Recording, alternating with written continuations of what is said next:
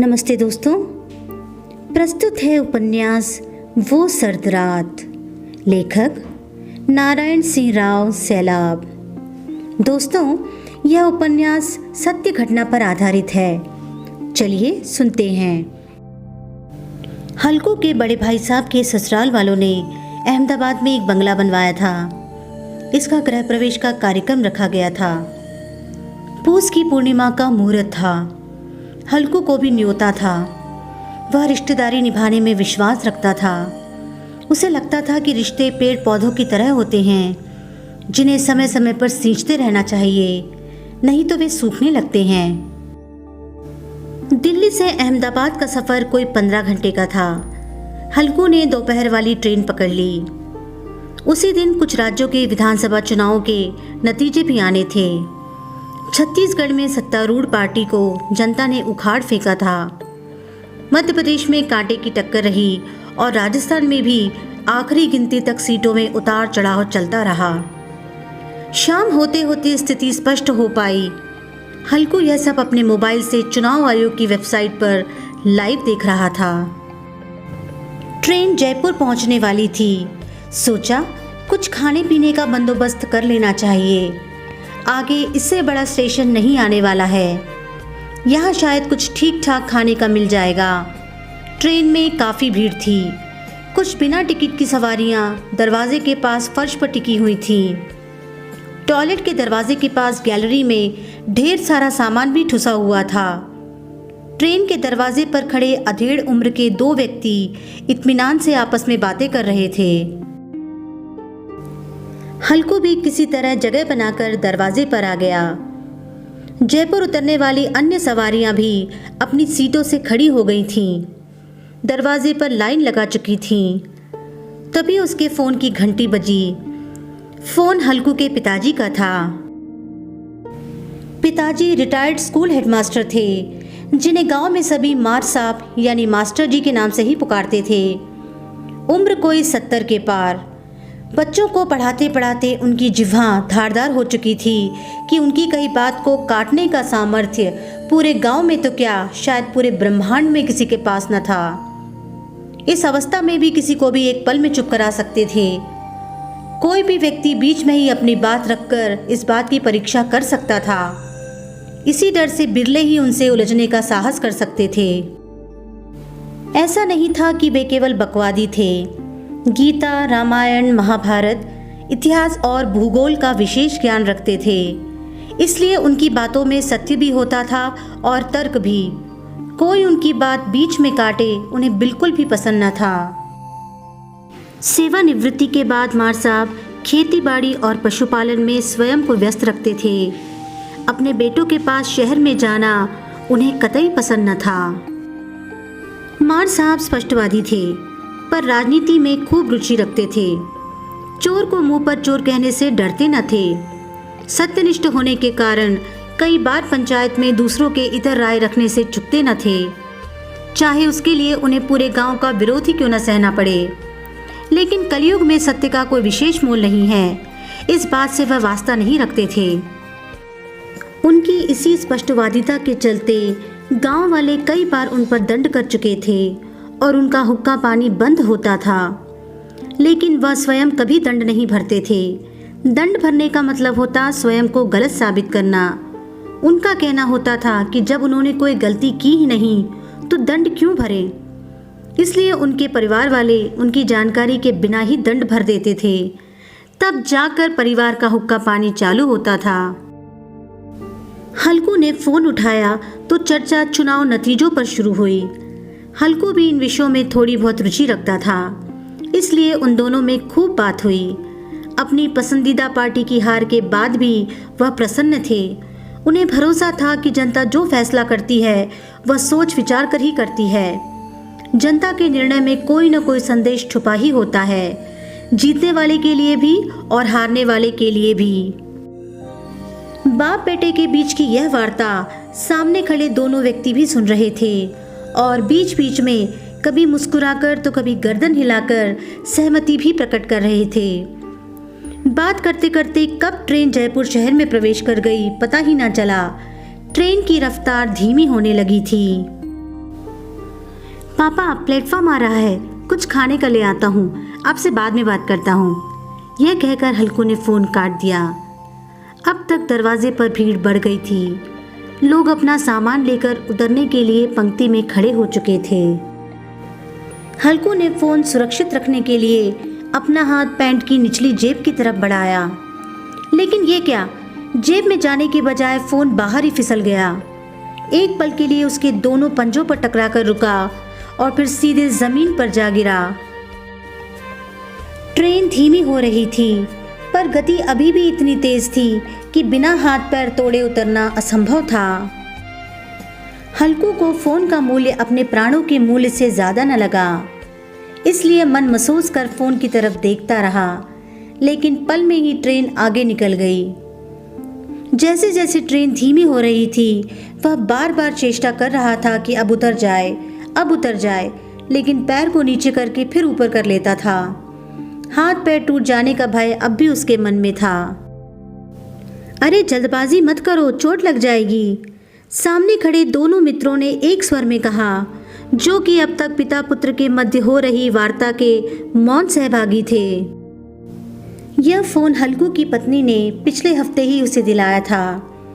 उसे प्यारा तो था ही, लेकिन फिर भी फ़ोन से ज़्यादा उसे उसमें पड़े फ़ोन नंबर और डेटा की चिंता थी, और फिर हल्कू के ऑफिस का बहुत सारा काम फ़ोन से ही होता था। ट्रेन सुपरफास्ट श्रेणी की थी, फिर भी बड़ा स्टेशन होने के कारण जयपुर में उसका 10 मिनट का स्टॉप था। हालांकि फ़ोन स्टेशन से ज़्यादा दूर नहीं गिरा था, फिर भी ट्रेन उसके बाद मील 2 मील तो चल ही चुकी थी। अब ट्रेन प्लेटफॉर्म में प्रवेश कर चुकी थी, गति भी अब तेजी से कम हो रही थी। मैं अभी लेकर आया, यह कहकर हल्कू धीमी होती ट्रेन से कूद गया और विपरीत दिशा में दौड़ने लगा। संभल के जाना, जल्दी आना, ट्रेन 5 मिनट से ज़्यादा न रुकेगी। हल्कू के 2 अजनबी मित्रों ने एक साथ आवाज़ दी। ट्रेन प्लेटफॉर्म पर आ गई थी, लेकिन अब भी पूरी तरह से रुकी न थी। हाँ, कहकर हल्कू ऐसा सरपट भागा जैसे कोई तीर कमान से छूटा हो। कुछ 100-200 मीटर के बाद पटरी के सहारे का कच्चा रास्ता समाप्त हो गया। पटरी के दोनों तरफ सीमेंट के कई खंभे और छोटे छोटे पत्थर जमाए हुए थे। बीच बीच में कई गड्ढे भी थे, लेकिन यह सब हल्कू की गति को कम न कर सके। जीवन में हल्कू इससे तेज कभी न दौड़ा था। अगर यह तेज गति की कोई प्रतियोगिता होती तो आज पहला स्थान उसी का आता। खंभों को, गड्ढों को और पत्थरों को कूदता फांदता वहां जा पहुंचा जहां उसे लगा कि फोन गिरा था। वहां एक सिग्नल्स का बक्सा भी था, ऐसा उसे विश्वास था। हल्कू जल्दी जल्दी फोन को ढूंढने की कोशिश करने लगा। संध्या का समय हो रहा था। अंधकार अपना साम्राज्य फैलाने के लिए तत्पर था। अभी कोई 2-3 मिनट ही बीते होंगे कि उसे ट्रेन छूटने का भय सताने लग गया। फोन की तलाश, अंधकार और घड़ी की सुइयों में एक दौड़ होने लगी। सभी प्रथम स्थान पर आना चाहते थे। इसमें अंधकार की जीत होती मालूम पड़ती थी। अंधेरा होने के कारण हल्कू को कुछ सूझ नहीं रहा था। थोड़ी ही दूर पटरियों के समानांतर चल रही सड़क पर रोड लाइट्स टिमटिमाने लगी, पर उनमें इतनी शक्ति कहाँ थी कि अंधकार को चीरकर पटरियों के पार आ सकती। सड़क किनारे 2 व्यक्ति एक छोटे से खोमचे में बैठे कुछ पकाते हुए दिखे। हल्कू के मन में उम्मीद की किरण जगी। शायद इनके पास कोई टॉर्च या टॉर्च वाला मोबाइल हो। यह सोचकर हल्कू दौड़ता हांफता उनके पास जा पहुंचा। समय उसके पास पहले से ही कम था। जितने कम शब्दों में अपनी बात को समझा सकता था समझाने की कोशिश की। उनसे अनुनय विनय किया, लेकिन उनसे कोई मदद न मिल सकी। दौड़कर वापस उस जगह आया जहां वह फ़ोन ढूंढ रहा था। आते हुए उसकी नज़र एक और सिग्नल के बक्से पर पड़ी। उसे अब भ्रम हो गया कि फ़ोन वास्तव में किस बक्से के पास गिरा था। इतने में प्लेटफॉर्म की ओर से कोई टॉर्च जलाए आता हुआ दिखाई दिया। जल्दी चलो, ट्रेन चलने वाली है, आपके लिए ही रुकी हुई है। यह वही उन दोनों में से एक व्यक्ति था जो ट्रेन के दरवाजे पर हो रही पिता पुत्र की टेलीफोन वार्ता का मौन सहभागी था। तभी उस व्यक्ति के फ़ोन की घंटी बजी। दूसरी तरफ उसका वह साथी था जो ट्रेन के ड्राइवर के पास खड़ा था और ट्रेन को रोके हुए था। फोन उठाकर वह बोला, इनका फोन तो अभी तक नहीं मिला, पर यह आ रहे हैं, 2-3 मिनट ट्रेन को और रोक के रखिए। इतना सुनते ही हल्कू ने उससे उसका नाम और नंबर लेकर याद करने की असफल कोशिश की, लेकिन इस समय उसके सिर पर ट्रेन के छूट जाने की चिंता सवार थी, इसलिए कुछ भी याद न रख सका। अब इतने कम समय में फ़ोन का मिलना मुश्किल है, मैं निकलता हूँ, आपको मिल जाए तो आप पहुँचा दीजिएगा। यह कहकर हल्कू प्लेटफॉर्म की ओर भागने लगा। आते समय उसे इतनी थकान नहीं हुई थी जितनी अब हो रही थी।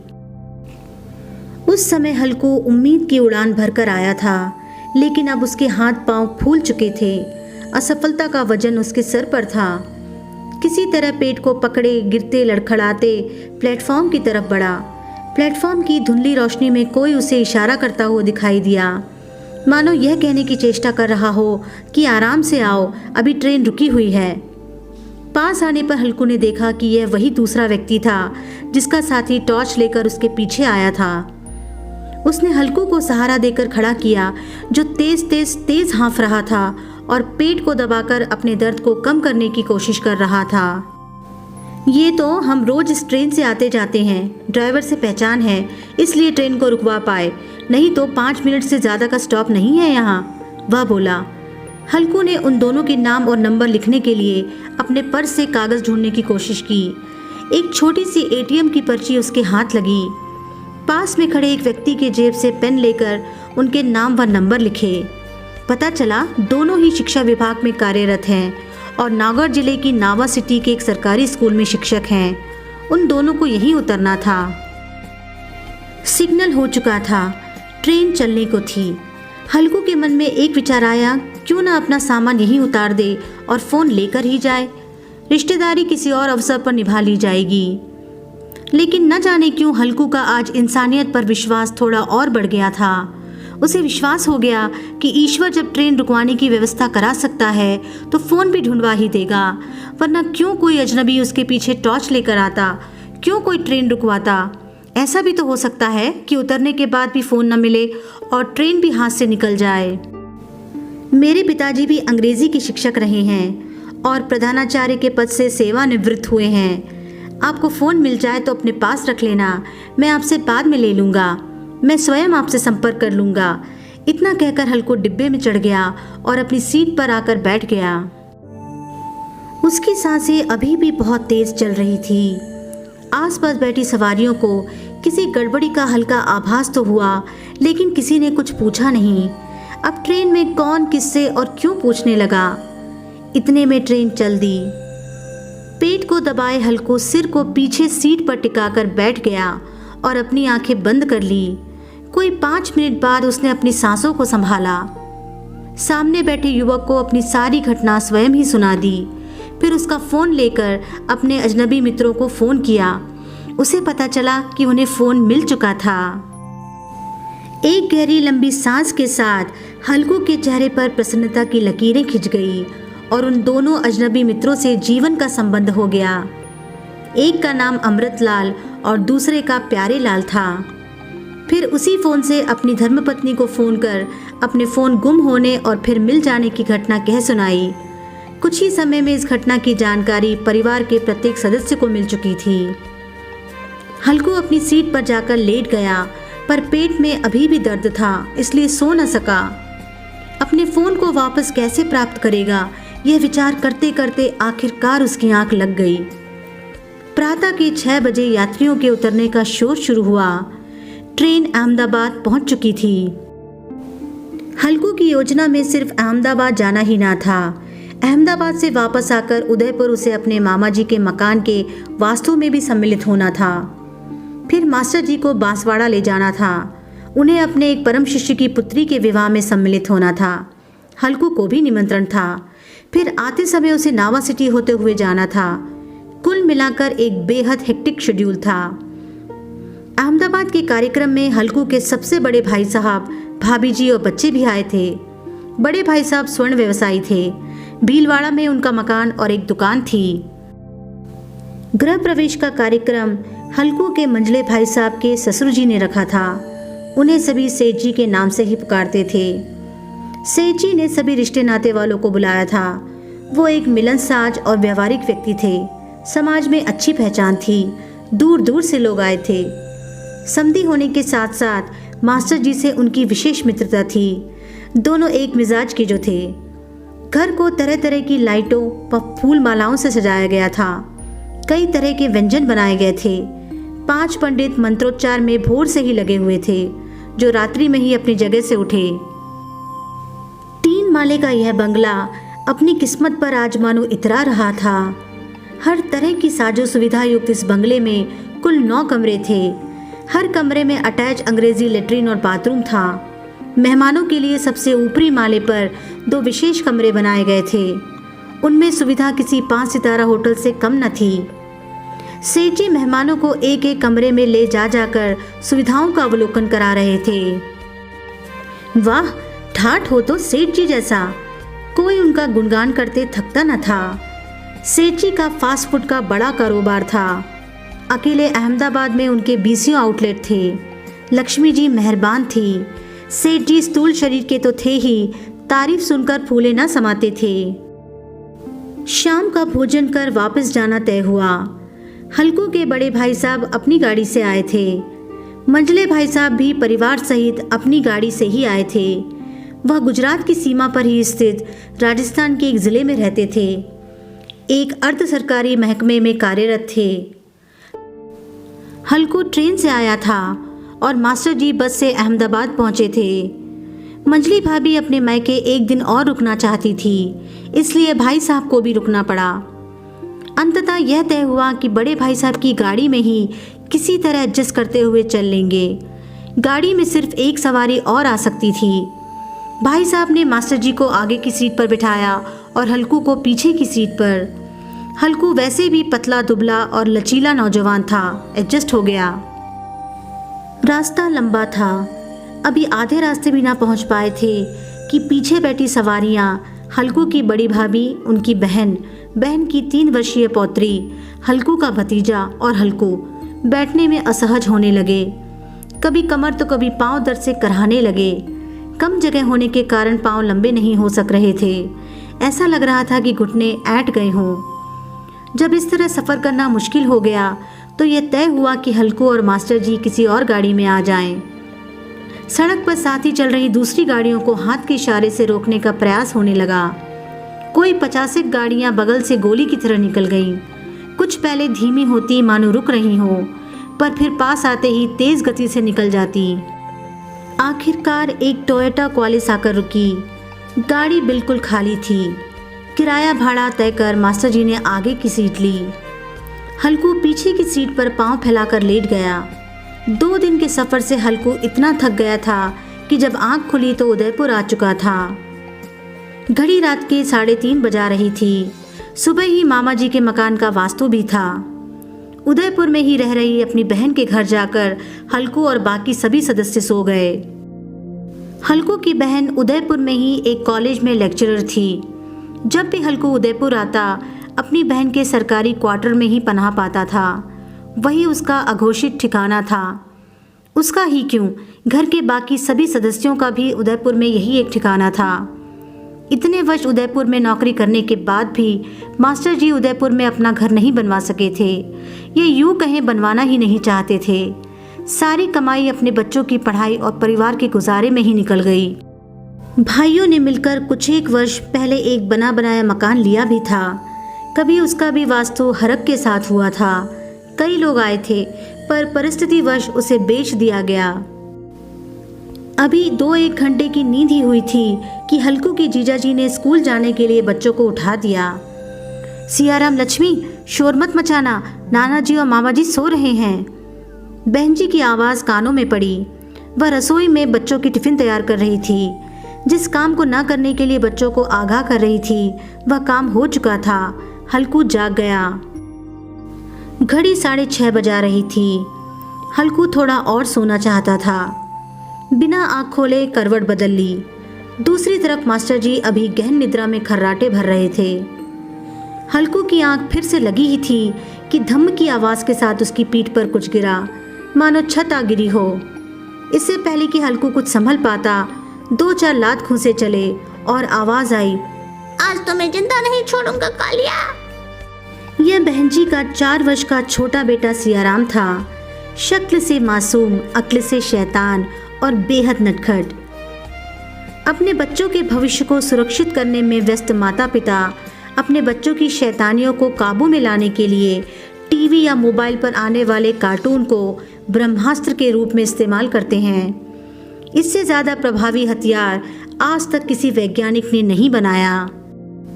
कार्टून देखते बच्चे दिन भर उन्हीं किरदारों में बने रहते हैं। उसी का नतीजा था कि खुद को छोटा भीम और बेचारे हल्कू को कालिया समझकर सुबह सुबह धो दिया। खैर, अब हल्कू के थोड़ी और नींद लेने के अरमानों पर छोटे भीम का चाबुक चल चुका था। वह उठ बैठा। उसका आज का कार्यक्रम और भी व्यस्त होने वाला था। 8:30 बजते बजते बच्चे अपने स्कूल और बहन जी जीजा जी अपने अपने दफ्तर जा चुके थे। बहन जी हमारे लिए चाय नाश्ते का इंतजाम कर गई थी। जिंदगी की आपाधापी व्यक्ति में कई क्षमताओं का निर्माण कर देती है। अपने बाबा के घर 9-9 बजे तक बिस्तर से ना उठ सकने वाली बालिका कब इतनी क्षमतावान और धैर्यवान बन गई पता ही न चला। एक साथ कई जिम्मेदारियां निभाने लग गई। जो चीज़ माँ बाप और शिक्षक ना सिखा सके, समय की मार बड़ी आसानी से सिखा देती है। हल्कू ने मास्टर जी को उठाया, तैयार हुआ, चाय नाश्ता कर अपने मामा जी की भौतिक प्रगति का गवाह बनने निकल पड़ा। 10 बजते बजते हल्कू और परिवार के बाकी सभी सदस्य भी मामा जी के घर पहुंच गए। कार्यक्रम संपन्न हुआ। भोजन उपरांत यह तय हुआ कि किसी गाड़ी का इंतजाम कर हल्कू यहीं से सीधे मास्टर जी को लेकर बांसवाड़ा जाएगा। हल्कू के पुराने मित्र भी वहां आए हुए थे, जो मास्टर जी से भी परिचित थे। वह किसी की गाड़ी मांग लाए थे। हल्कू ने उनको साथ चलने के लिए राजी कर लिया। इस तरह गाड़ी का इंतजाम भी हो गया। गाड़ी का इंतजाम हो जाने पर मास्टर जी ने अपनी अर्धांगिनी को भी साथ चलने की जिद की। न चाहते हुए भी वह साथ हो ली। हल्कू गाड़ी चलाने में स्वयं को माहिर समझता था। हालांकि परिवार के बाकी सदस्यों की राय इसके इतर थी। हल्कू ने स्टीयरिंग संभाला, सभी गाड़ी में सवार हुए और चल दिए एक तीसरी यात्रा पर। बांसवाड़ा कोई 100 मील दूर था। सायं 7 बजते बजते गाड़ी वहां पहुंच गई। मास्टर जी को देखते ही उनके परम शिष्य तोताराम उनके चरणों में लौट गए। वह मास्टर जी को बहुत मानते थे। तोताराम एक नामी सीमेंट कंपनी में जनरल मैनेजर के ओहदे पर थे। एक बड़े ओहदेदार व्यक्ति के किसी बुजुर्ग के चरणों में यूं गिर जाना कलयुग में अचरज की घटना ही थी। सभी मेहमानों की दृष्टि एकाएक इसकी ओर टिक गई। तोताराम जी की पत्नी, उनके भाई और बाकी परिवार वालों ने उन्हें घेर लिया। तोताराम जी ने सबका परिचय कराया। उनके एक भाई अमेरिका के फिलाडेल्फिया में गवर्नर दफ्तर में कार्यरत थे, तो दूसरे भाई एक दूसरी बड़ी सीमेंट कंपनी में बड़े ओहदे पर थे। कुल मिलाकर घर के सभी सदस्य उच्च शिक्षित और वेल सेटल्ड थे। तोताराम जी अक्सर मास्टर जी के घर आया करते थे, विशेषकर गुरु दक्षिणा के मौके पर, अपने गुरु के प्रति सम्मान व्यक्त करने। वैसे तो तोताराम स्वयं होनहार थे, पर अपने परिवार की बुलंदियों में मास्टर जी का विशेष योगदान मानते थे, इसलिए उनका सम्मान करते थे। कोई 50 वर्ष पहले मास्टर जी की पोस्टिंग उनके गांव में हुई थी। उन दिनों उनके स्कूल में अंग्रेजी का कोई अध्यापक न था। मास्टर जी एक ईमानदार और सख्त अध्यापक थे। उस जमाने में लड़कों को बेंच से मारने पर मार साहबों को जेल नहीं हुआ करती थी। मार खाने के बाद भी लड़कों के दिलों में मार साहबों के लिए इज्जत कम नहीं हो जाती थी। मास्टर जी खूब दिल लगाकर पढ़ाते थे, लेकिन सख्त इतने कि कोई उद्दंडता उनकी बर्दाश्त से बाहर थी, इसलिए सबको उनका खौफ रहता था। राम भरत मिलाप संपन्न होने के बाद सबने नाना प्रकार के व्यंजनों का लुत्फ लिया और पुनः उदयपुर के लिए विदा ली। रात्रि के कोई 12-1 बजे उदयपुर पहुंचे। मास्टर जी व उनकी अर्धांगिनी इस यात्रा से बहुत थक गए थे, पर खुश थे। उन्हें खुश देखकर हल्कू के मन में भी एक आत्मसंतोष हुआ। ऐसा लगा मानो कोई कर्जा कम हुआ हो। हल्कू को सुबह 6 बजे की ट्रेन पकड़नी थी। अपना मोबाइल प्राप्त करने के लिए उसे अगली यात्रा पर निकलना था, इसलिए 5 बजे का अलार्म लगाकर तुरंत सो गया। ठीक 5 बजे अलार्म बजा। नींद में ही हल्कू ने उसे बंद कर दिया। 5 मिनट में उठता हूँ सोचकर वह फिर लेट गया। थकन इतनी थी कि उसे फिर गहरी नींद आ गई। दोबारा नींद खुली तो घड़ी 7 बजा रही थी। जिस ट्रेन से उसे जाना था वह ट्रेन निकल चुकी थी।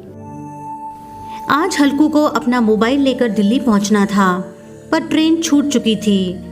नावा सिटी पहुंचने के लिए ट्रेन सबसे सुविधाजनक माध्यम होती। उदयपुर से नावा सिटी के लिए कोई सीधी बस नहीं थी। हालांकि 2-1 बार बस बदलकर पहुंचा जा सकता था। अधिक समय नष्ट न कर हल्कू ने बस से ही निकल जाने का निश्चय किया। निकलने से पहले वह अपनी भाभी जी का मोबाइल फ़ोन मांग लाया था ताकि संपर्क करने में सुविधा हो। बस स्टॉप पहुंचकर उसने जयपुर के लिए बस ले ली।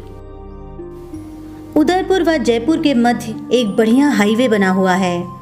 फिर भी बस से जयपुर तक का सफ़र कोई 10 घंटे का था। ट्रेनों की और बात है, बस अपना समय लेती ही है। गूगल मैप में देखकर हल्कू ने जयपुर से पहले मोखमपुरा नाम की एक छोटी सी जगह पर उतरने का निश्चय किया। किसी ने बताया कि यहाँ से नावा सिटी के लिए बस मिल जाती है। अलग अलग कई स्टॉप पर रुकते रुकाते बस कोई सायं के 6 से 6:30 बजे उस स्टॉप पर पहुंची। हल्कू वहीं उतर गया और अगली बस की राह देखने लगा। लगभग 2 घंटा इंतज़ार के बाद एक बस आई। पता चला यह आखिरी बस थी। हल्कू ने ईश्वर का धन्यवाद किया और बस में चढ़ गया। खचाखच भरी बस के पीछे की तरफ उसे सीट मिल गई। आखिरी सीट से शराब की दुर्गंध आ रही थी। शायद यही कारण था कि भारी भीड़ होने के बाद भी उसे वहां सीट मिल गई। बस ने रफ्तार पकड़ ली। हाईवे से उतरकर बस अब ग्रामीण सड़कों पर चल रही थी। यह रास्ता भी ठीक ठाक ही लग रहा था। उसे लगा कि गूगल मैप द्वारा बताए समय अनुसार 1 घंटे में वह नावा सिटी पहुंच जाएगा। फिर फ़ोन प्राप्त करते ही वापस पास ही के स्टेशन से जयपुर के लिए ट्रेन पकड़ लेगा। यही गणित लगाकर आते समय ही उसने आगे का ऑनलाइन टिकट बुक करा दिया था। कुछ दूरी पर जाकर ठीक ठाक लग रही सड़क समाप्त हो गई। बस अब एक टूटी फूटी या ऊबड़ खाबड़ सड़क पर चल रही थी। मालूम करना मुश्किल था कि सड़क में गड्ढे थे या गड्ढों में सड़क। जगह जगह निर्माण कार्य के लिए सड़क के दोनों तरफ बालू और कंक्रीट के ढेर लगे हुए थे, जो वाहनों की आवाजाही के कारण सड़क पर बिखर गए थे। चारों तरफ गुप्त अंधेरा हो चुका था। समय तेज गति से भाग रहा था। सफ़र और मुश्किल होता जा रहा था। हल्कू के मन में कई अनिश्चितताएं घर करने लगी। आज समय पर पहुंच पाएगा भी या नहीं? आगे वाली ट्रेन भी छूट गई तो क्या होगा? और अब भाभी जी वाले मोबाइल फ़ोन की बैटरी भी खत्म होने को आ रही थी। बस की धीमी गति, चारों तरफ गुप्त अंधेरा, बगल में बैठे शराबी और खत्म होती बैटरी ने उसे बेचैन कर दिया। हल्कू इन विचारों में खोया हुआ था ही कि अचानक ड्राइवर ने जोर से ब्रेक लगाया। खन की आवाज़ हुई। ऐसा लगा मानो बस का पहिया टूटकर अलग हो गया हो।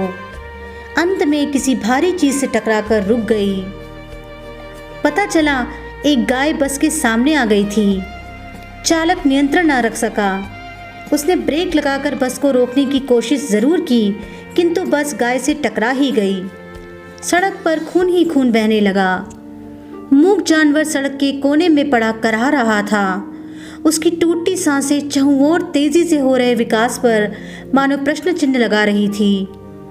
बस में सवारियों की अलग अलग प्रतिक्रियाएं थीं। ड्राइवर ने बस को थोड़ा पीछे लेकर गाय के बगल से निकाला और आगे बढ़ गया। जैसे तैसे कर गाड़ी गंतव्य तक पहुंची। हल्कू दरवाजे पर आ गया। दरवाजे पर आने पर पता चला शराबी सिर्फ आखिरी सीट पर ही नहीं, ड्राइवर और खलासी की सीट पर भी बैठे हुए थे। सरकारी व्यवस्थाओं की यह दुर्दशा देखकर हल्कू को बहुत अफसोस हुआ। हल्कू ठीक वहीं उतर गया जहां उसके अजनबी मित्र अमृतलाल ने बताया था। कुछ ही मिनटों में अमृतलाल उसे लेने वहां आ गए। फोन की बैटरी आखिरी सांसें ले रही थी। रात के 10 बज चुके थे। सुबह 5 मिनट के आलस्य का ही यह परिणाम था कि जो सफ़र ट्रेन से मात्र 5 घंटे का था, कोई 13 घंटों में पूरा हुआ। अमृतलाल हल्कू को लेकर अपने कमरे पर गए। प्यारे लाल भी वहीं मौजूद थे। मुलाकात हुई। जाते ही भाभी जी वाला फ़ोन चार्जिंग में लगाया। दोनों मित्र इसी कमरे में छात्रों की भांति ही एकाकी जीवन व्यतीत कर रहे थे। सादगी से भरा यह कमरा हल्कू को अपने छात्र जीवन की याद दिला गया। पहले थोड़ी बातचीत हुई और फिर विस्तृत परिचय हुआ। हल्कू ने भी अपना सारा यात्रा वृत्तांत कह सुनाया। हल्कू ने अपने बैग से 2 पैकेट सूखे मेवे निकालकर दोनों को दिए। निकलने से पहले हल्कू ने उदयपुर से ही 2 पैकेट सूखे मेवे ले लिए थे। उसने सोचा उन दोनों की ईमानदारी का मूल्य तो क्या चुका सकेगा, इसलिए यही ले जाना उचित समझा। आज के ज़माने में मोबाइल या पर्स मिलने पर कौन लौटाता है। अमृतलाल ने फ़ोन निकालकर हल्कू को सुपुर्द कर दिया। फ़ोन की बैटरी पूरी चार्ज थी। फ़ोन को हाथ में लेकर उसे अत्यंत प्रसन्नता हुई। ऐसा लगा मानो अपना खोया खजाना मिल गया हो। मेले में खोए हुए अपने बालक के पुनः मिल जाने पर माँ बाप को भी शायद इतनी ही खुशी होती होगी। फ़ोन मिल जाने का समाचार उसी फ़ोन से हल्कू ने सबसे पहले मास्टर जी और फिर अपनी पत्नी को सुनाया। मास्टर जी ने भी अमृतलाल व प्यारेलाल से बात कर उनका धन्यवाद दिया। रात के 11 बज चुके थे। दोनों ने हल्कू को रात वहीं रुक जाने का आग्रह किया, परंतु हल्कू अपनी पत्नी से रविवार तक लौट आने का वादा कर चुका था, इसलिए जल्दी ही घर पहुंच जाना चाहता था।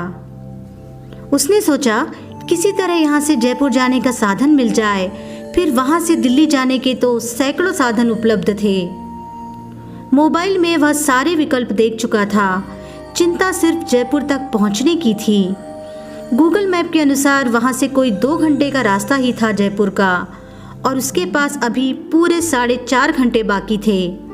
वह आश्वस्त था कि वह समय पर जयपुर अवश्य पहुंच जाएगा।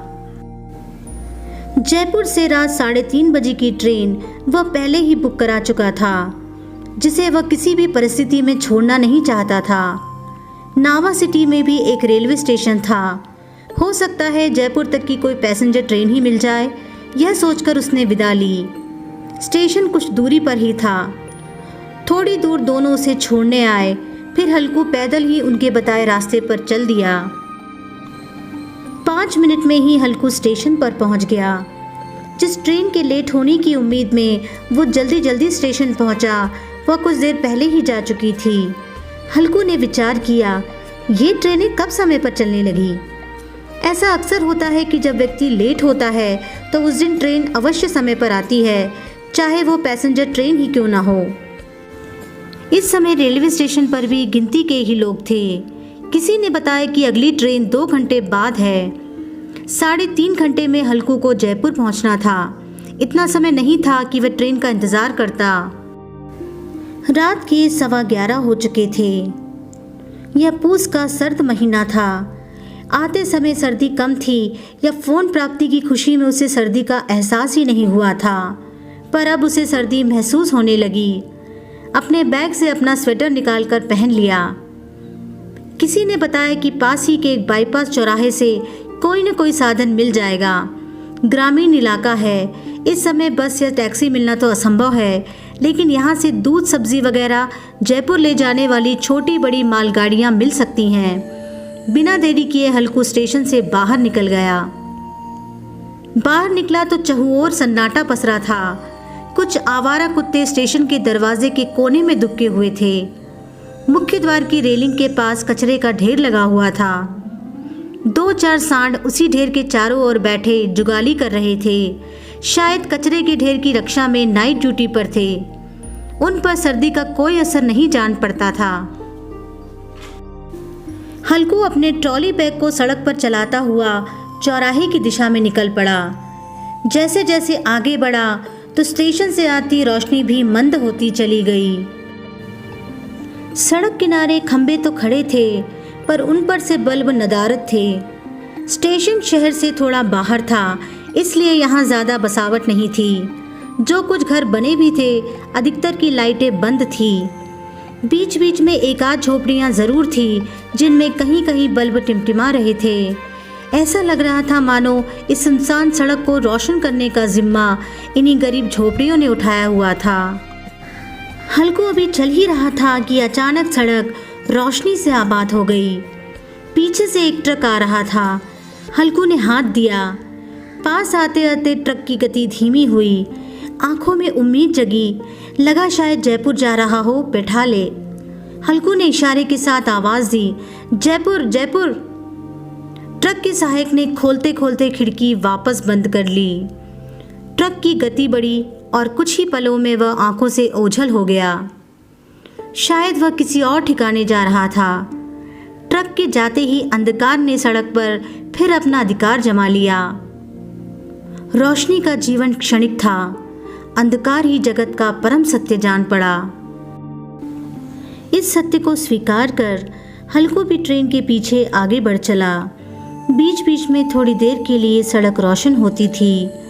कुछ एक वाहन पीछे स्टेशन पर आकर ही रुक जाते थे, लेकिन हर उभरती रोशनी के साथ उसकी उम्मीद भी परवान चढ़ती और फिर मंद होती रोशनी के साथ ही समाप्त हो जाती थी। वह मुड़ मुड़ कर देखता था। हर पास में आती हुई गाड़ी को वह हाथ देता। 2-3 कारें भी इस दौरान वहां से गुजरी। रोकना तो दूर, किसी ने अपनी गति भी धीमी न की। कोई करे भी क्यों, सबको डर रहता है। अखबार सहायता मांगकर धोखा देने वाले खबरों से भरे रहते हैं। फिर रात के इस समय किसी भी अनजान व्यक्ति को लोग उसी नज़रों से देखते हैं। भरोसे में लेकर धोखा देने वाली घटनाएं इंसानियत से विश्वास उठा देती हैं और ज़रूरतमंद भी उस मदद से वंचित रह जाते हैं। गेहूं के साथ पिसना ही घुन की किस्मत है। इन्हीं विचारों में खोया हल्कू तेज़ी से आगे बढ़ रहा था। उसे चलते चलते बहुत समय हो गया था। पिछले कई मिनटों से कोई गाड़ी नहीं गुजरी थी। हालांकि बताने वाले ने इसे 5 मिनट का ही रास्ता बताया था, पर हल्कू को लगा जैसे वह 4-5 मील से कम नहीं चला था। आखिर में वह उस चौराहे पर आ पहुंचा। चौराहे पर भी कोई लाइट न थी। रेलवे लाइन के ऊपर बने एक फ्लाईओवर पर लगी लाइटों से हल्की हल्की रोशनी यहाँ तक पहुँच रही थी। हल्कू अपने ट्रॉली बैग को छोड़ सड़क किनारे इंतज़ार करने लगा। ट्रॉली बैग जब ज़मीन पर छोड़ा तो एहसास हुआ ही, जिस हाथ में वह बैग था ठंड के मारे उसकी उंगलियां मुड़ ही नहीं रही थी। आते समय उनसे अपना दूसरा हाथ तो जीन्स की जेब में रख लिया था, जिससे वह तो ठंड से बच गया था, पर यह वाला हाथ बाहर रह गया था। दोनों हथेलियों को आपस में मिलाकर कुछ मिनट रगड़ा। गर्मी पाकर अब वह हथेली सी लगने लगी। लक्ष्य प्राप्ति में मगन व्यक्ति अपने तन को भी भुला बैठता है। घड़ी 11:30 बजा रही थी। फ्लाईओवर की धुंधली रोशनी में उसने देखा कि इस चौराहे पर यात्रियों के बैठने के लिए एक कमरा बना हुआ था।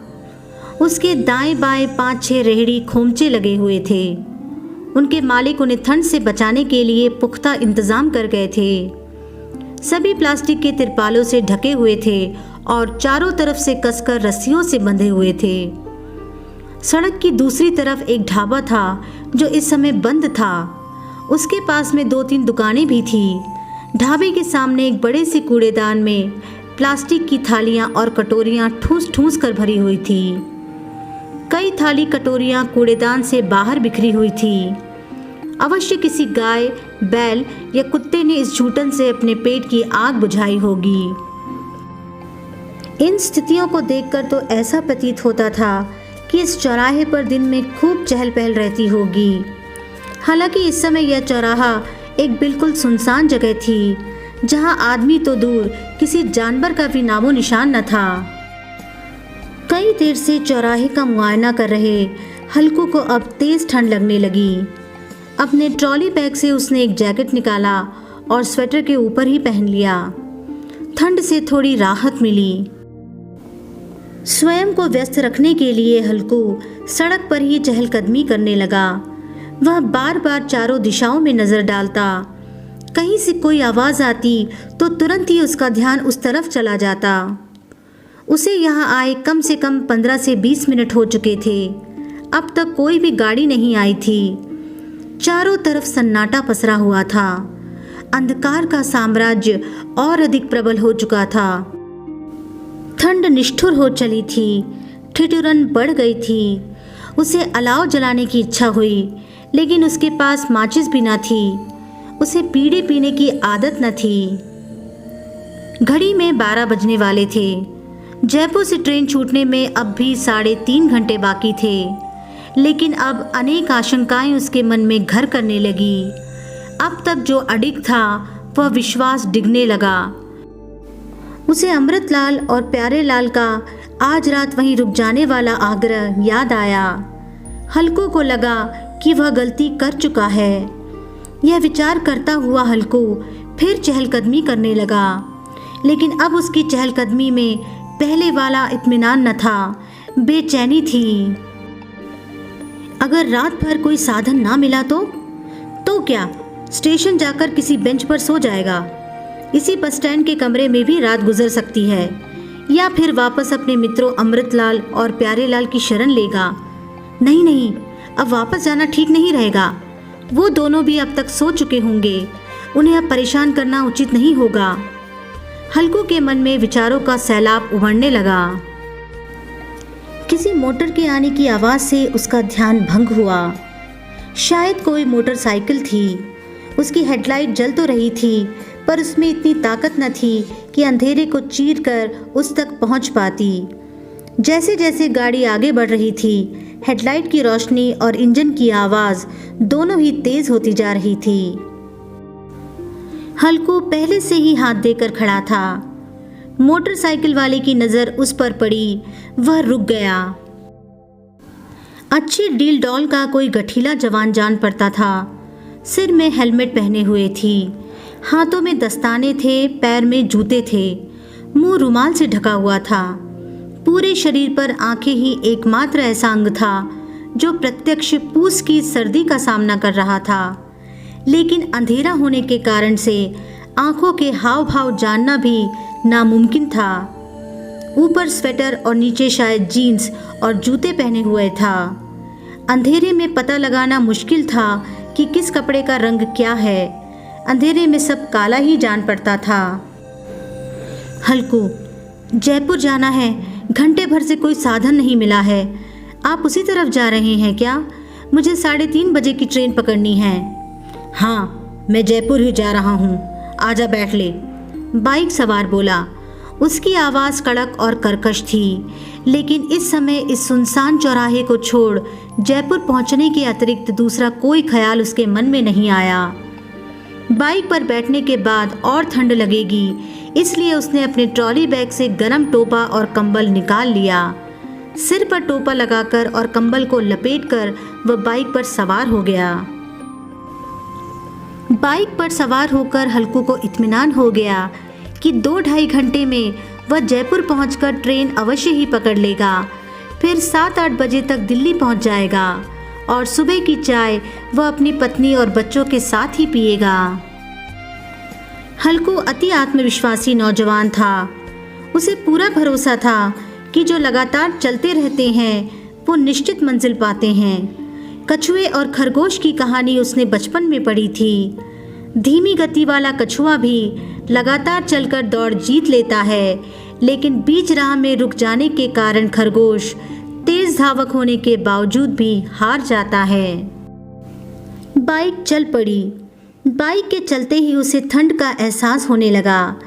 बैठने से पहले ही टोपी और कंबल निकालने के अपने दूरदर्शी फैसले पर उसे गर्व हुआ, लेकिन जैसे जैसे बाइक की गति बढ़ी उसे और ठंड का आभास होने लगा। तेज और सर्द हवाएं उसके कपड़ों को पार कर चमड़ी तक पहुंचने लगी। हालांकि बाइक की गति कोई 20-30 मील प्रति घंटा से ज़्यादा न थी। इससे दूनी गति से तो वह स्वयं रोज़ बाइक चलाता ही था, लेकिन आज यह गति उसे तूफान से भी ज़्यादा तेज लग रही थी। ठंड का असर कम हो, इसके लिए वह चाहता था कि बाइक और धीरे चले, पर समय पर पहुंचने के लिए यह गति भी कम थी। इन्हीं विरोधाभासी विचारों के मध्य उसने चुप रहना ही उचित समझा। सही सलामत पहुंच गए तो सुबह की ना सही शाम की चाय अपने घर पर पी लेगा। ठंड में मर जाने से तो यही अच्छा होगा, उसने सोचा। उसके दूरदर्शी विचार अब तत्कालदर्शी होने लगे थे। बाइक सवार भी शायद यही विचार कर रहा था। वह बीच बीच में गाड़ी की गति बढ़ाने का प्रयास भी करता था, लेकिन फिर स्वतः गति कम हो जाती थी। बाइक चलाने वाले को हवा की मार भी पहले और ज़्यादा तेज़ लगती है। तेज़ हवा के कारण थोड़ी देर में ही हल्कू का कंबल उसके शरीर पर से ढीला पड़ने लगा। दाएं हाथ में ट्रॉली बैग था जिसे उसने अपने दाईं जंघा पर टिका लिया था। बाएं हाथ से कंबल के 2 सिरों को ठुड्डी के नीचे कसकर पकड़ा हुआ था, लेकिन हवा की तेज गति से कंबल के बाकी हिस्से शरीर से अलग होकर लहराने लगे थे। उसके पास दस्ताने नहीं थे। मुंह तो बाइक सवार के पीछे छुपा लिया था, पर उसके दोनों नंगे हाथ सर्द हवा के थपेड़े सहन कर रहे थे। ऐसा लग रहा था कि सर्दी आज उसकी चमड़ी को पार कर हड्डियों में प्रवेश कर जाएगी। अपने हाथों की सुरक्षा का विचार करके उसने कंबल के सिरों को दांतों में दबाकर बाएं जेब से रूमाल निकाला और फिर उसे किसी तरह दाएं हाथ की हथेली पर लपेट लिया और बाएं हाथ से कंबल को फिर से ठुड्डी के नीचे दबा लिया। दाएं हाथ ने बाएं हाथ के इस परोपकारी कृत्य पर आभार व्यक्त किया। उसे अब पहले से बेहतर महसूस हो रहा था। हथेली हथेली सी लगने लगी। हल्कू कभी बाएं हाथ को कंबल के अंदर लपेटने की कोशिश करता, कभी कंबल को संभालने की, तो कभी अपनी ट्रॉली को ठीक करता जो किसी स्पीड ब्रेकर अथवा गड्ढे के आने पर अपनी जगह से खिसक जाती थी। एक ही अंग पर कई देर टिके रहने के कारण उसके दाईं हाथ और दाईं जंघा में दर्द होने लगा। सर्दी में खून गाढ़ा हो जमने की स्थिति में पहले ही आ चुका था। जंघा पर ट्रॉली रखी होने की वजह से शरीर के ऊपरी और निचले हिस्से के बीच खून का बहाव रुक सा गया था। उसने ट्रॉली का स्थान बदलना चाहा, किसी तरह उसे बाईं जंघा पर रखा। इस क्रिया में बाइक का संतुलन थोड़ा बिगड़ा। बाइक सवार ने हेलमेट का शीशा ऊपर किया, गर्दन पीछे घुमाई और कर्कश स्वर में बोला, भाई चुपचाप बैठा नहीं जा रहा, क्यों डोल रहा है? कठोरता के साथ साथ उसकी आवाज़ में इस बार एक तीखी दुर्गंध भी थी। बाइक सवार ने शराब पी रखी थी। इस सूचना का पटाक्षेप होने पर हल्कू के मन में कई आशंकाएं पलने लगी। उसे अपनी गलती का एहसास होने लगा। शाम की चाय अपने घर पीने का विचार अब कभी पूरा ना हो सकने वाला सपना लगने लगा। उसका अति आत्मविश्वासी मन अब डगमगाने लगा था। विचारों का सैलाब उमड़ पड़ा। क्यों नहीं उसने अमृतलाल की बात मान ली? अगर वह रुक गया होता तो इस मुसीबत में क्यों फंसता? क्यों उसने आज सुबह अलार्म बंद कर 5 मिनट और सोने का आलस्य किया, जिस कारण उसकी ट्रेन छूट गई? अगर वह ट्रेन पकड़ लेता तो अब तक दिल्ली पहुंच गया होता। उसे अपने आप से घृणा होने लगी। घरवाले सभी उसे बड़ा बहादुर और दिलेर मानते थे। वह था भी। आज उसकी परीक्षा की घड़ी थी। उसका भयग्रस्त मन भयानक कल्पनाएं करने लगा। उसने देखा सुबह के अखबार के मुख्य पृष्ठ पर एक खबर प्राथमिकता से छपी हुई है। जयपुर जोबनेर मार्ग पर एक अज्ञात युवक का शव मिला। फोटो भी छपा है। युवक का मुंह विक्षिप्त किया हुआ है। प्रथम दृष्टया मामला लूट के बाद हत्या का लगता है। कोई भी कागज़, मोबाइल या घड़ी नहीं मिली थी जिससे उसकी पहचान हो सके। उसकी जेब से रोडवेज बस का एक टिकट अवश्य मिला है जो उदयपुर से जयपुर तक का था, लेकिन जयपुर जाने वाला युवक यहाँ कैसे और क्यों पहुँचा, पुलिस यह गुत्थी नहीं समझ पा रही है।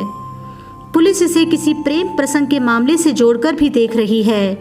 शायद वह अपनी प्रेमिका से मिलने यहाँ आया हो।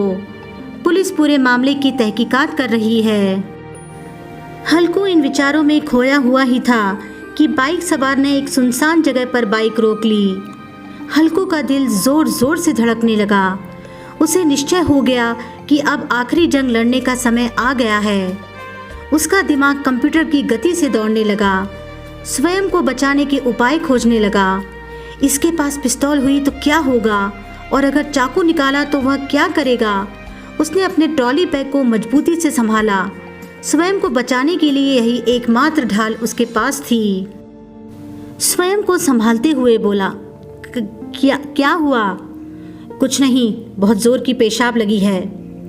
बाइक सवार बाएं हाथ की छोटी उंगली दिखाते हुए बोला। अच्छा कहकर हल्कू बाइक से नीचे उतर गया, लेकिन वह सावधान था और उसकी नज़र बाइक सवार पर ही थी। उसने ट्रॉली बैग को अभी भी कसकर पकड़ा हुआ था।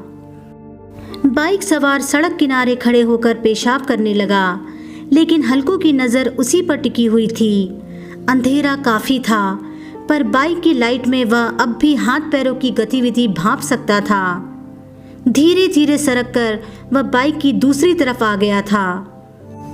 बाइक सवार पेशाब करके वापस आ गया और बाइक पर बैठकर बोला, चलो। हल्कू ने अपनी कंबल संभाली और चुपचाप पीछे बैठ गया। बाइक फिर से फर्राटे भरने लगी। उसका दिल अब भी जोर जोर से धड़क रहा था। अपनी प्राण रक्षा के सामने पूस की यह कड़कड़ाती ठंड अब उसके लिए सबसे बड़ी चुनौती न थी। हल्कू के मन में अब भी डर बैठा हुआ था। उसने सोचा कि कम से कम इस बाइक सवार की कोई जानकारी ले लेनी चाहिए। उसने कपकपाती आवाज में पूछा, क्या नाम है भैया? बाइक रफ्तार में थी, बर्फीली पवन को काटते हुए आगे बढ़ रही थी, इसलिए शायद बाइक सवार ने हल्कू की आवाज़ नहीं सुनी। हल्कू ने हिम्मत जुटा, आगे की ओर झुककर फिर पूछा, क्या नाम है भैया, क्या करते हो? मेरा नाम कालूलाल गुज्जर है। सेल्स का काम करता हूँ, जियो के सिम बेचता हूँ, उसने ऊंची आवाज़ में जवाब दिया। उसकी आवाज़ में भी कंपन था। तेज़ बर्फीली हवाओं के बहाव का हल्कू से पहले वही सामना कर रहा था।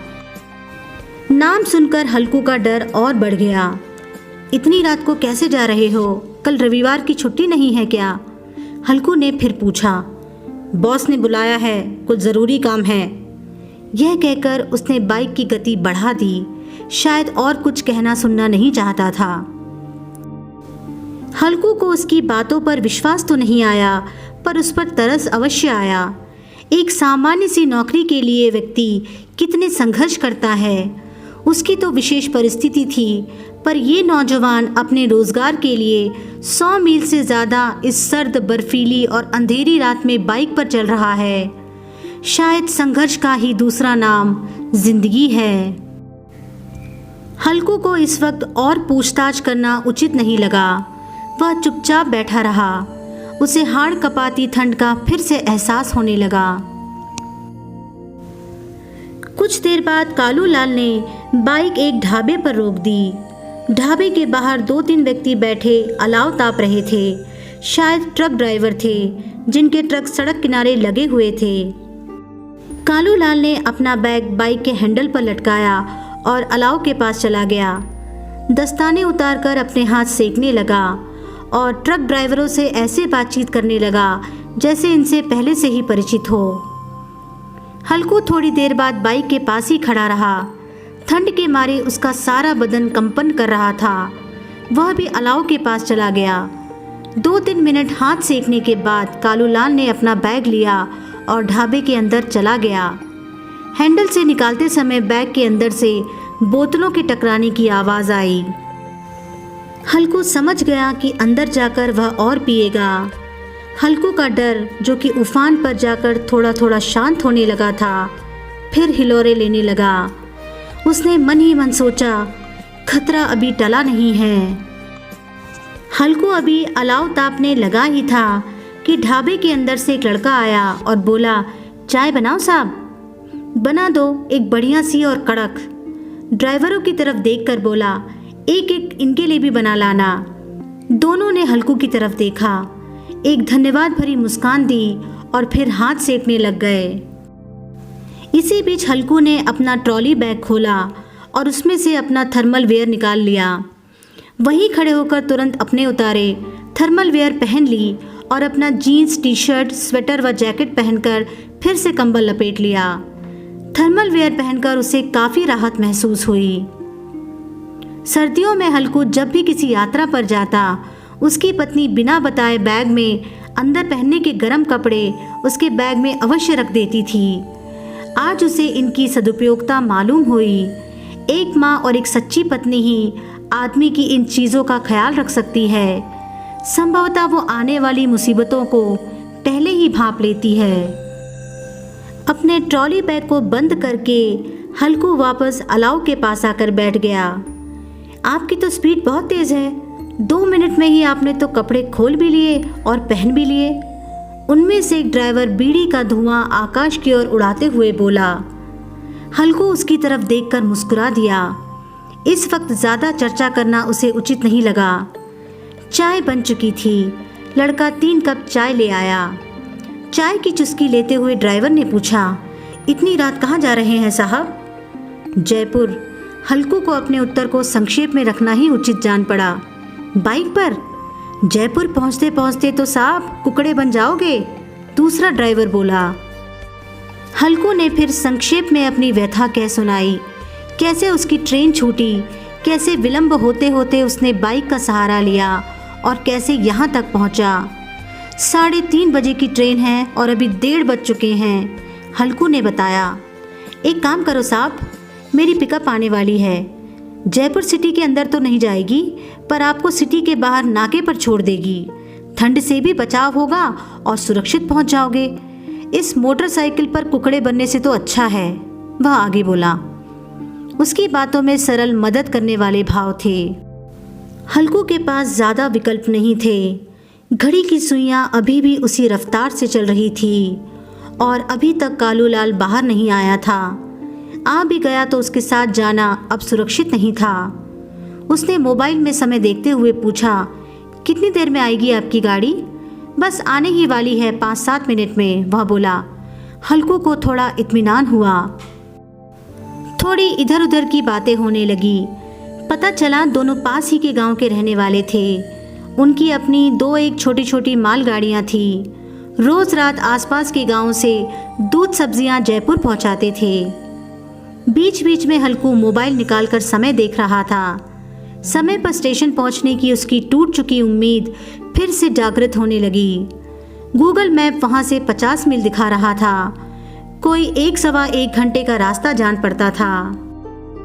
अगर जयपुर के बाहर वाले नाके से तुरंत कोई साधन मिल गया तो 15-20 मिनट में स्टेशन पहुंच जाएगा।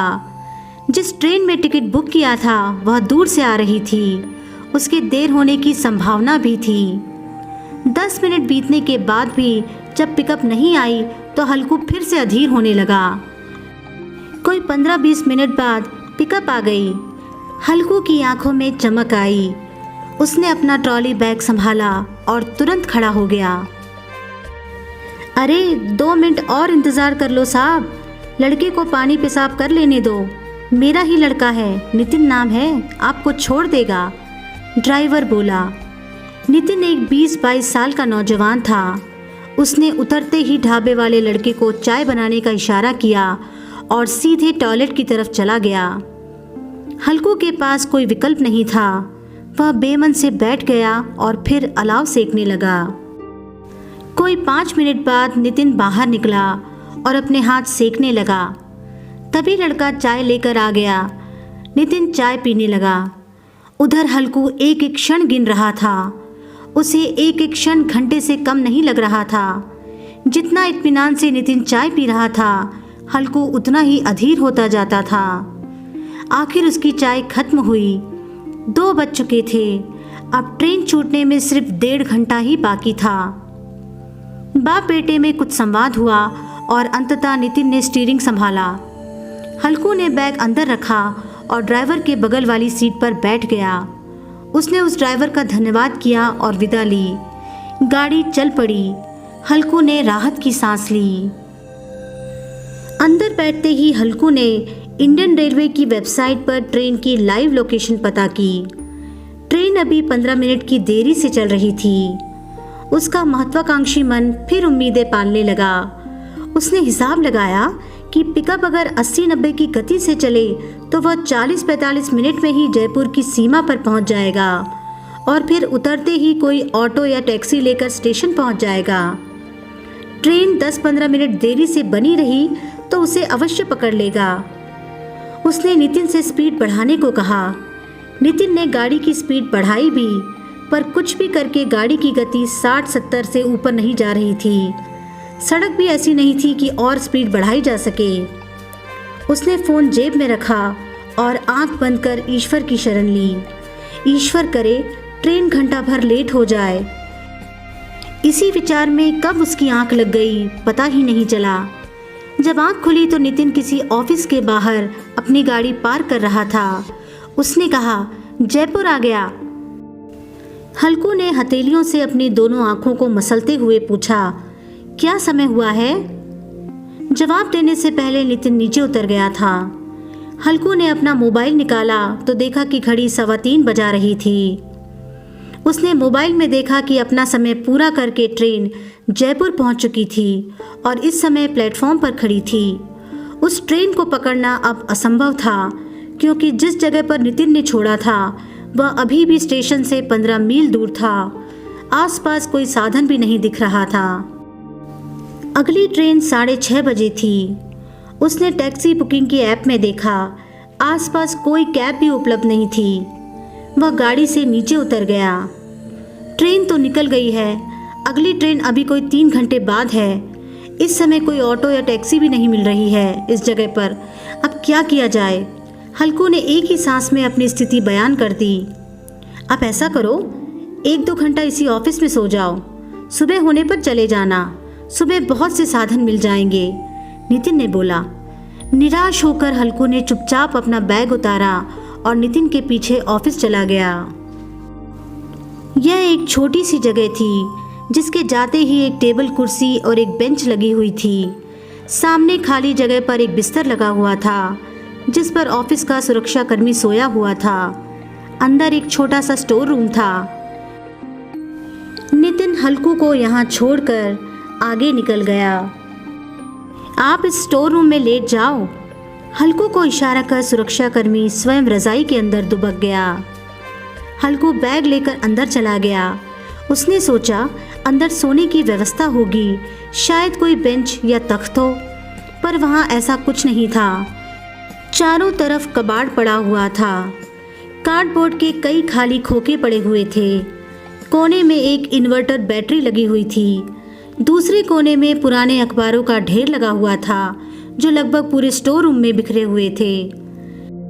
हल्कू ने कार्डबोर्ड के 2-4 खोखों को फैलाया, अखबारों का तकिया बनाया और लेट गया। सोने से पहले 5:30 बजे का अलार्म लगाया। 5:30 बजे की ही टैक्सी भी बुक कर ली और कंबल लपेटकर लेट गया। उसने तय किया कि उठते ही सीधे स्टेशन जाएगा। इस बार 6:30 बजे वाली ट्रेन किसी भी कीमत पर नहीं छूटने देगा।